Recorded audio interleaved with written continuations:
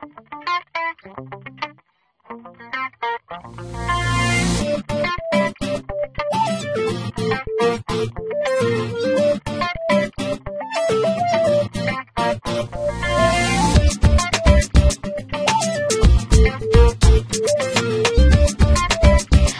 back to part 4C, and we are now focusing on the pricing of our item. So just to do a quick few seconds recap, we had gone through description and listing designer, adding a theme to our listing, and now what we're going to do is click on visitor counter, so we can actually choose any style we want, and all this does is it tells us how many people paid a visit to our listing.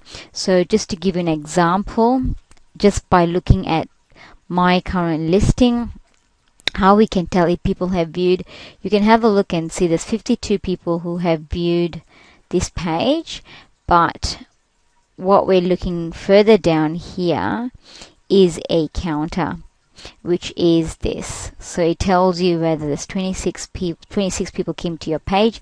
There's also here, and this comes through, sorry, not from eBay, this comes through from a different area. This below here is what tells you how many people visited. Now it says here 26, it doesn't coincide with 52, so if we go back up, that 52 coincides with this. So it's pretty much them telling 52 people right from the start. So if I had this page listed for 7 days, then it would tell me how many views there were. And if it was relisted again, that would be that plus this. And I would say if we go down the page, since it's been relisted, there's about 26 people that have had a look at it.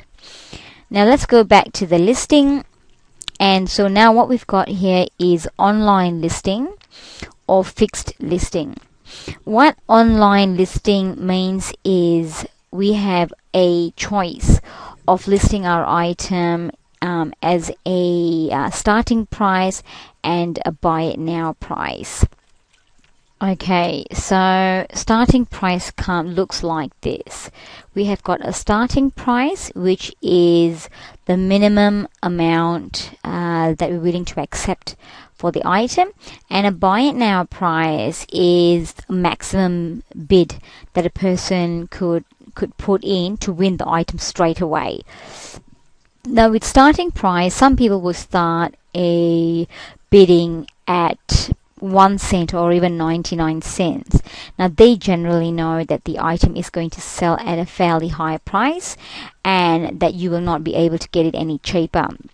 Now an item that you would sell like that would be an iPhone, even a DVD player, a monitor screen. And the only problem with that is you are allowing the bid to end depending on what the market demands for it.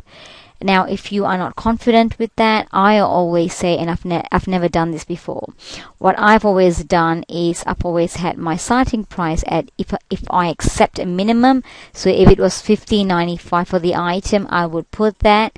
And with the buy it now price, I would know through research that the item would sell generally could go up to a price of $29.95. That's how I would do it, knowing that if someone really wants it, they'd pay that much, and this would be the minimum amount. Or I would probably say with the buy it now price, I'm willing to get it at $19.95 and I want someone to buy it straight away. I want them to look at it and go, yep, there's only $4 difference from the bidding and that, I want it. Now what happens when the item is on eBay is if someone clicks on bidding to start at that price, what will happen is that gets cancelled out, and so it starts at $15.95, and now it'll be dependent on if there's anyone else that's going to bid to win this item. Now if someone just clicks straight away the buy it now price, what will happen is the item will no longer be available for sale. They would have won the item, and then their job now would be to arrange payment with you and so forth. Now, if we clicked on fixed price, you will see that the auction price disappears, and this is basically your asking price for an item. So you would say, I want this for $19.95. Now there's an option that eBay has which is called best offer. If we click on best offer, what it says here is allows buyers to send you the best offer for your consideration. There's two things you can do. You can either just choose one or the other, or both. So it's got you respond to offers automatically. Automatically accepts offers of at least. Now, I would put something like $18.95. I do not want to go any lower than $18.95. Now, it will also decline offers lower than either $18.95 or $17.95. Basically, if someone puts an offer in, it gets rejected straight away. This is what I would do. I would put down $18.95 as my minimum that I will accept. They don't get to see this. No one actually sees this. They will only know if it's been rejected or accepted once they've made their offer in. You will be emailed in the meantime if it's this one that is being accepted. So I would leave it if you'd like, or if you're not happy and you want minimum $19.95, so be it. Or a similar thing that you could do is $18.95, and that's it. That is the minimum. With the buy it now price, you can actually add many items, many quantities if you've got many of that item. And so what will happen is, as they buy it, the number would actually decrease. So you can have many people buying this item during the 7-day duration that it's on, or even 10 days or 30 days.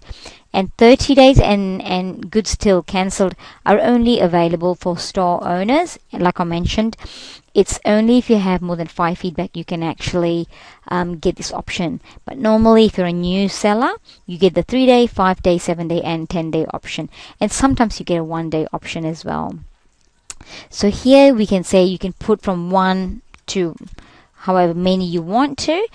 And if you were to choose an auction though, so let's just say $15.95 for argument's sake, you can only leave one item. If an item's on bidding, only one item can be bought or sold. And here again, you can choose the duration that you want to get, you want it on for. Just a little bit below is quite straightforward. What we've got here is that you're accepting payments by PayPal, and you need to put in your email, PayPal address. You can also choose this option of requiring immediate payment when buyer uses buy it now, or you can just untick that and allow them to pay when they're ready. The other thing that I do is I make sure that my bank account details are there, and you need to click here to make sure that you've got your right bank account details. If you don't, click on that and it will take you to your account details. Mine's here already, so that's great. Now I'm just going to cancel out of that to go back to the main page. And now you can pick money orders if you like, personal checks. With these two options, please make sure that you always cash the money first before you even send anything out. Or with checks, make sure it clears. Now this is the end of payment section, as well as the how to price your item. The next part will be based on shipping.